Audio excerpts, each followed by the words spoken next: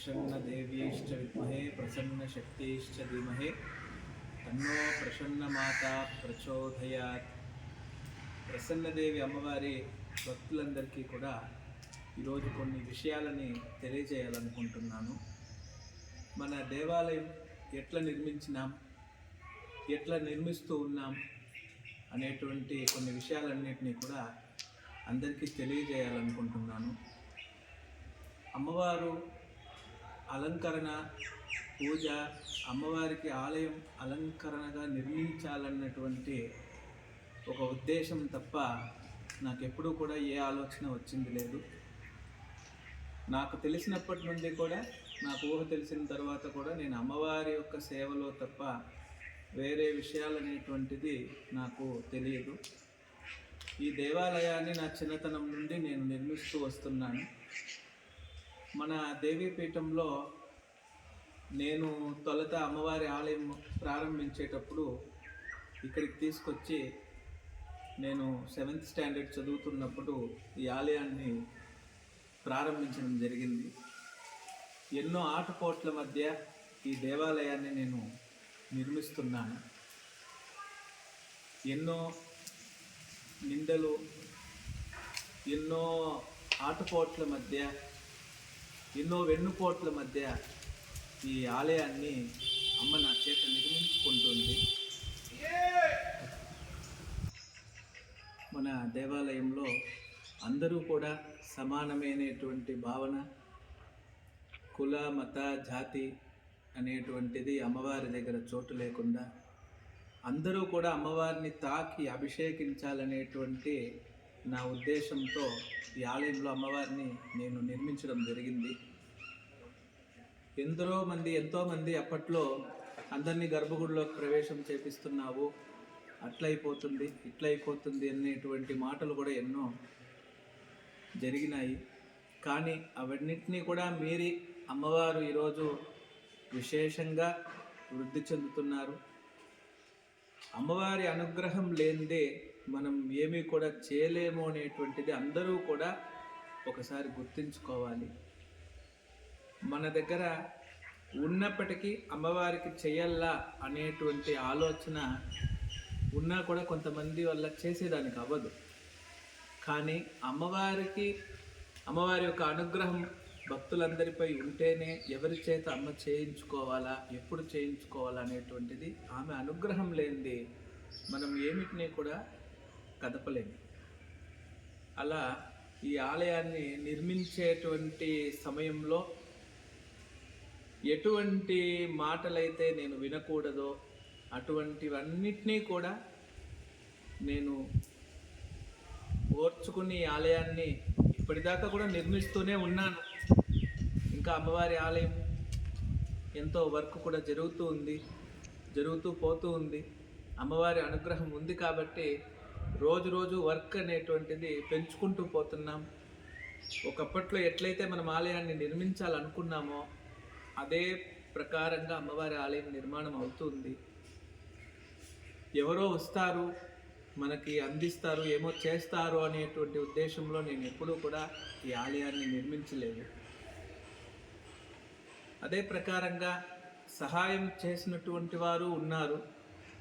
నాకు తెలిసి నేను ఈ దేవాలయాన్ని కట్టి స్థాపించినప్పటి నుండి కూడా మన దేవాలయ ప్రాంగణంలో ఉన్నటువంటి ఎవరి దగ్గరికి కూడా చేయి చాచి కానీ మన అమ్మవారికి ఇది చెయ్యండి అని కూడా నేను ఇంతవరకు కూడా ఎవరిని ఈ ఊర్లో కానీ అడిగినటువంటి దాఖలాలు అయితే లేదు. మనకు సన్నిహితులు, స్నేహితులు, బంధువర్గము ఇలాంటి వారి దగ్గర మన స్నేహ భావంతో, నాకు ఎక్కువ ఆత్మీయుల దగ్గర మాత్రం మన అమ్మవారికి ఇది మీరు చేయండి అని చెప్పి చేయించినటువంటివి చాలా ఉన్నాయి. నాకు ఈ దేవాలయానికి చెప్పాలంటే ఏం అనుబంధమో నాకు తెలియదు. కానీ నా జీవితంలో నా ప్రాణం ఉన్నన్ని నాళ్ళు అమ్మవారికి సేవ చేస్తూ అమ్మవారి సన్నిధిలోనే అమ్మవారి పాదాల చెంతకు చేరాలనేటువంటిది నా యొక్క సంకల్పం. అంతేకాకుండా ఈ ఆలయంలో చాలా ఆటుపోట్లు, 1, 2 కాదు, వాటిని భరిస్తూ ఆలయాన్ని ముందుకు తీసుకెళ్తున్నాం. జీవితంలో ఎంతోమంది ఉన్నారు, నాకు తోడుగా ఉన్నవాళ్ళు ఉన్నారు, తోడుగా ఉంటూ వదిలేసి వెళ్ళిపోయినటువంటి వాళ్ళు ఉన్నారు. అంతేకాకుండా కష్టంలో ఉన్నప్పుడు ఉండి వెళ్ళిన వారు ఉన్నారు, ఉంటున్నవారు ఉన్నారు, ఉంటూ నటిస్తూ నాతో ఉంటున్నటువంటి వారు కూడా ఉన్నారు. ఎన్నో వెన్నుపోట్ల మధ్య ఈ ఆలయాన్ని అయితే నేను నిర్మిస్తూ వెళ్తున్నాను. ఈ ప్రయాణంలో అమ్మవారు ఎంతవరకు తీసుకెళ్తారు అనేటువంటిది నాకైతే తెలియదు. ఎప్పుడు కూడా కష్టాల్లో మనకు తోడున్నటువంటి వాళ్ళని మనం ఎప్పుడు కూడా మర్చిపోకూడదు. నా యొక్క కష్టంతో ఈ అమ్మవారి ఆలయాన్ని నేను నిర్మిస్తున్నాను అని నేను గర్వంగా చెప్పుకోగలుగుతాను. ఎందుకునంటే నాకంటూ ఎవరు చేసినటువంటి వారు ఎవరు మన ఆలయానికి ఎవరు అయితే లేరు. ఈ చేతికి ఇచ్చే దానం ఈ చేతికి తెలియకూడదు. మేము చేస్తున్నటువంటి సేవ అమ్మవారికి తెలిస్తే చాలు, మాకు అమ్మవారి నుండి మంచిదయ్యింది, మేము చేస్తాము అనేటువంటి వాళ్ళు కొంతమంది, సహాయం చేసినటువంటి వారిలో కొంతమంది ఉన్నారు. వారి పేర్లను నేను చెప్పచ్చు, కానీ వారికి నేను మాట ఇచ్చాను, ఈ ఈ పని చేసినటువంటి విషయం ఎవరికి తెలియపరచాల్సిన అవసరం లేదు, మనం చేసినటువంటి కార్యం అమ్మవారికి తెలిస్తే చాలు అనేటువంటి భావన ఉన్నవాళ్ళు కాబట్టి వాళ్ళ పేర్లని వాళ్ళ అనుమతి లేకుండా నేను చెప్పదలుచుకోలేదు. అటువంటి వారు స్టార్టింగ్ అమ్మవారి పునాదులు వేసినప్పటి నుండి అంతకు మునుపప్పటి నుండి ఉన్నటువంటి వారు, పెద్దరికంతో ఆలోచించేటువంటి వారు, పెద్దవారు ఇప్పటి వరకు కూడా నాతో ఉండడం నా అదృష్టం. మధ్యలో వచ్చిన వాళ్ళు మధ్యలోనే వెళ్ళిపోయినారు. అది మన జీవితంలో, మన హృదయంలో ఎప్పుడూ కూడా చెడు లేనంత వరకు అమ్మవారు మనకు ఖచ్చితంగా వెన్నుబలంగా నిలబడతారు. మనం ఎప్పుడూ కూడా ముందర ఒక మాట మాట్లాడి వెనకాల ఇంకొక మాట మాట్లాడి అలాంటి హృదయము మనం పెట్టుకున్న అమ్మవారు మనల్ని దగ్గరకు కూడా చేర్చదు. మన హృదయంలో ఏమీ లేనప్పుడు ఖచ్చితంగా మనల్ని అమ్మవారు ఎన్ని మాటలన్నా, ఎవరు ఎంతమంది ఏం చెప్పుకున్నా, మనం ఏ తప్పు చేసినా కూడా మన భక్తి నిజమైనప్పుడు అమ్మవారు ఖచ్చితంగా మనకు తోడుంటారనేటువంటి విషయంలో నేనే ఉదాహరణ. ఎందుకునంటే నేను తప్పు చేసి లేకపోతే ఇంకొక తప్పు చేసి ఆలయాన్ని నిర్మించో లేకపోతే అమ్మవారి దగ్గర ఏదైనా ఆచరించో ఉండింటే అమ్మవారి దగ్గర నన్ను ఇంత దూరం అమ్మవారు తీసుకెళ్లరు. అదే ప్రకారంగా ఇంత పూజా కైంకర్యాదులు ఈ చేతులతో అమ్మవారు చేసుకుంటున్నటువంటి భాగ్యం నాకు అమ్మవారు ఇచ్చారు. చాలా ఆటపోట్లు, చెప్పుకోలేనటువంటి మనసులో ఆరాటం, ఇవన్నీ కూడా నా గుండెలో ఉంది. ఒక్కొక్క ఇటుకరాయి నేను పడ్డ కష్టం ఇక్కడ, ఎన్నో నిందలు, నీలాప నిందలు. నాకంటూ ఇక్కడ ఆర్థికంగా నాకు సహాయం చేసినటువంటి వాళ్ళు ఎవరైనా ఉన్నారంటే నన్ను కన్న తల్లి, నాకు తోడపుట్టిన వాళ్ళు, నాకు ఆత్మీయతతో దేవాలయంలో ఇంతవరకు కూడా ఆత్మీయతతో నాతో కలిసి నడుస్తున్నటువంటి పెద్దవాళ్ళు కొంతమంది తప్పించి మధ్యలో వచ్చి స్నేహం చేసి వెళ్ళిపోయి అనేటువంటి వాళ్ళనైతే అమ్మవారు చూసుకుంటున్నారు. ఎంతోమంది ఉన్నారు, పోయారు, వచ్చారు, పోయే వాళ్ళు పోతా ఉన్నారు, వచ్చేవాళ్ళు వస్తూ ఉన్నారు. ఎవరు వచ్చినా ఎవరు రాకపోయినా, ఎవరు ఏమి ఇచ్చినా ఎవరు ఇయ్యకపోయినా నేను చేయాల్సినటువంటి ధర్మం నాకుంది. ఎందుకునంటే అమ్మవారిని నా చేతితో ఆమె స్థాపన చేయించుకుంది. స్థాపన చేసినటువంటి చేతులతో నేను జీవితకాలం నేను అమ్మవారికి సేవ చేయాలి కాబట్టి, నా కర్తవ్యం కాబట్టి నేను చేస్తూ ఉన్నాను. ఎన్నోసార్లు అయితే బాధపడినా నేను ఈ దేవాలయం కట్టినప్పుడు చుట్టుపక్కల ప్రాంతాల్లో ఒక ఇల్లు కూడా లేదు, అటువంటి అరణ్యాన్ని తలపించేటువంటి స్థలం నాకు నువ్వు ప్రసాదించినావు, చుట్టూ కూడా పురాతన దేవాలయాలు అనేటువంటిది ఉంది, ఇటువంటి చోట నువ్వు కూర్చోవాలనుకుంటున్నావు. అప్పుడు తెలియని వయసులో ఈ ఆలయాన్ని అయితే నిర్మించడం జరిగింది. అంతకు మునుపు నేను అమ్మవారిని ఇంట్లో పెట్టుకుని ఆరాధన చేసేవాడిని. అందరూ ఇండ్ల కాడ అమ్మవారు ఉండకూడదు, మనము భూమిపైన పెడితే బాగుంటుంది, మీరు ఇంట్లో పెట్టి పూజ చేసుకుంటే మీ వరకు ఉంటుంది, 10 మందికి మంచిది కానిటువంటి విషయాలను మనసులో పెట్టుకొని అమ్మవారిని ఇంటి నుండి తీసుకొచ్చి ఈ స్థలానికి చెందినటువంటి వారు మన కుప్పం ప్రాంతం జమీందారులు అప్పట్లో పురాతన కాలంలో శివాలయం ఉంది ఇక్కడ. ఈ శివాలయ ప్రాంగణంలోనే మనకంటూ వాళ్ళు మన దేవాలయానికంటూ అమ్మవారి సేవకు సమర్పించినటువంటి ఒక ముఖ్య స్థలం ఇది. మనకు తెలియని వయసులో ఈ ఆలయాన్ని అయితే నేను నిర్మించినాను. నాకైతే మంచి చెడు ఈ మార్గంలో నువ్వు వెళ్ళు అనేటువంటి దిశానిర్దేశం నాకు ఎవరైనా చేసిన గురువులు ఉన్నారు అంటే నేను కొలిచే అమ్మవారు, నా మనస్సు మాత్రమే నాకు కారణం. అంతేకాకుండా ఈ స్థలాన్ని, ఈ చిన్న స్థలమైనా కూడా అమ్మవారు నాకు అప్పట్లో ఇది పెద్ద స్థలమే అనుకుంటున్నాను. ఇక్కడ ఎందుకమ్మా నువ్వు గుడి కట్టుకున్నావో, మా సొంత భూమిలోనో మా సొంత స్థలాల్లోనో నువ్వు ఎందుకు కూర్చోలేదు, నాకు తెలియని వయసులో నేను తెచ్చి ఇక్కడ ప్రతిష్ఠించినందుకు ప్రతిరోజు కూడా నేనైతే బాధపడుతున్నా. కానీ అమ్మవారు ఇక్కడ కూర్చున్నటువంటి విషయం నిజం, అమ్మవారు కోరినటువంటి మాట నిజం. తప్పిస్తే నేనైతే వీళ్ళతో పోరాడలేకపోతున్నాను. పోరాడుతూనే ఉన్నాను. ఇప్పటికీ పోరాటం జరుగుతూనే ఉంది.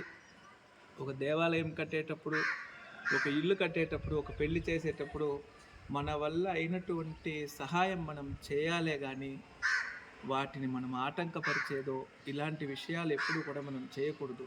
కానీ నేనైతే నా జీవితంలో చాలా వరకు ఎదురు దెబ్బలే తిన్నాను. మంచిగా ఉంటూ నాతో నటిస్తూ వెళ్ళిపోయినటువంటి వారి వల్ల కూడా నేను చాలా వరకు సమస్యలు అనేటువంటిది ఎదుర్కొన్నా.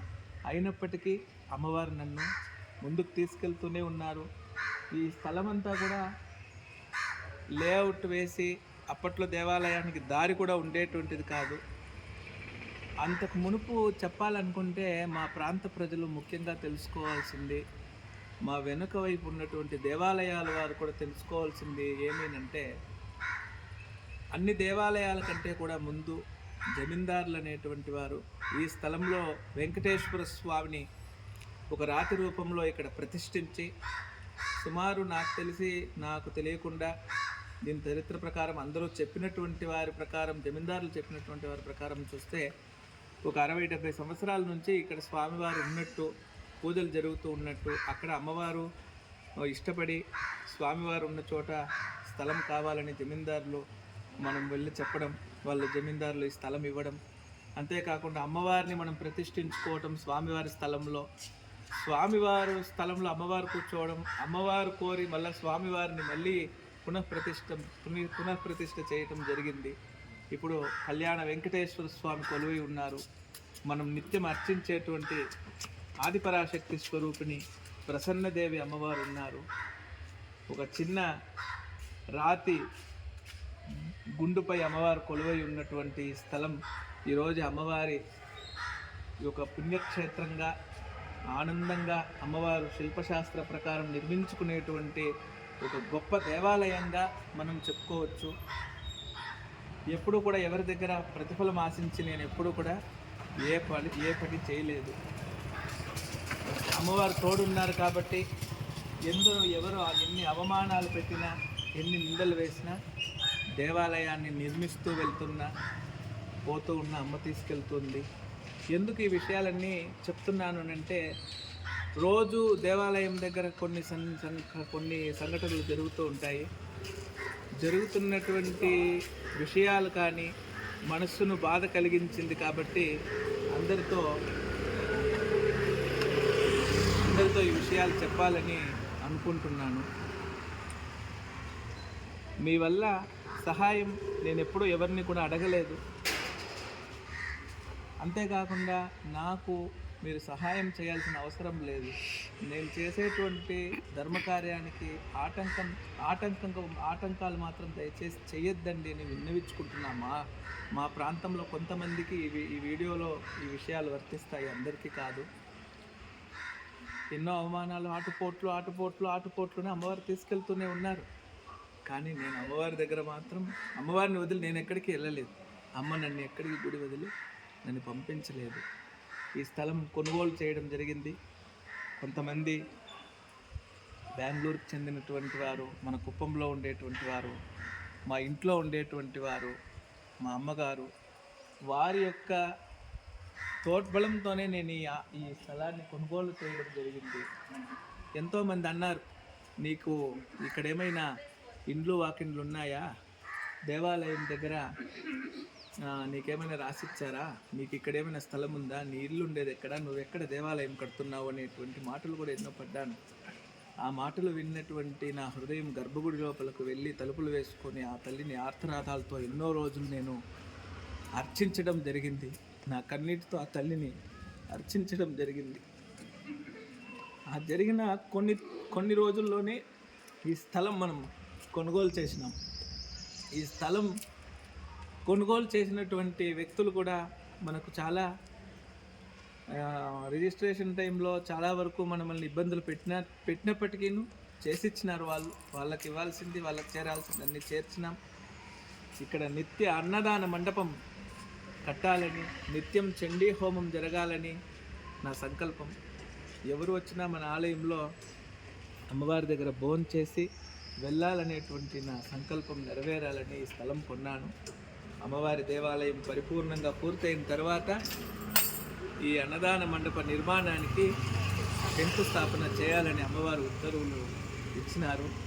అంతేకాకుండా దగ్గరలో జాతర అనేటువంటిది కూడా దగ్గరకు వచ్చేస్తూ ఉంది. కాబట్టి ఇంకా ఏర్పాట్లు చూడాలి. అమ్మవారి ఆలయ నిర్మాణం అయితే పనులు జరుగుతూ ఉంది. ఈరోజు వర్షం పడినందువలన ఇప్పుడు కాసేపు నిలిపేసి ఇప్పుడు రెస్ట్ తీసుకుంటున్నారు. తిరిగి మరలా రేపు పునః ప్రారంభం అవుతుంది. అంతేకాకుండా ముఖ్యంగా మనము ఇప్పుడు నూతనంగా ఎన్నో విగ్రహాలను అయితే సప్తమాతృకల్ని, రంగనాథ స్వామిని, ఆంజనేయ స్వామిని, గరుత్మంతుడిని, యాలి వాహనాలను, సుబ్రహ్మణ్య స్వామిని, విఘ్నేశ్వరుణ్ణి, ఇంకా అనేక రకాల దేవతామూర్తుల్ని మనం ప్రతిష్ఠించుకున్నాం మన ఆలయంలో. ఇప్పుడు విశేషంగా అమ్మవారి ఉత్తర్వు మేరకు సమయపురాధీశ్వరి, సమయములో ఆపత్కాలంలో గర్భగుడిలో ఉండేటువంటి అమ్మవారు సమయపురాధీశ్వరిగా నన్ను వెనుక వైపున ప్రతిష్ఠించమని ఆదేశించడం జరిగింది. సమయపురాధీశ్వరి